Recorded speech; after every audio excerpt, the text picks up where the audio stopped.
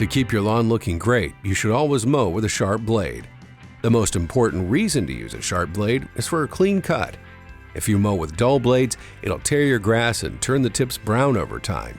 Your lawn will also be at greater risk of pests or disease. A sharp blade cuts the grass cleanly so your lawn stays healthy. Mowing with a sharp blade reduces the effort put on your engine, so your mower doesn't have to work as hard to cut the grass. Cutting with a sharp blade versus a dull blade also provides significant fuel savings. A study by the University of Nebraska found up to a 22% fuel savings when a sharp blade was used to cut. For best performance when changing your dull blade, be sure your new sharp blade is a Cub Cadet genuine part. Cub Cadet genuine parts are specifically manufactured to fit your Cub Cadet equipment. Keep your lawn healthy and your mower running strong. Always mow with a sharp blade for best results. For more helpful tips from Cub Cadet, be sure to subscribe to our channel.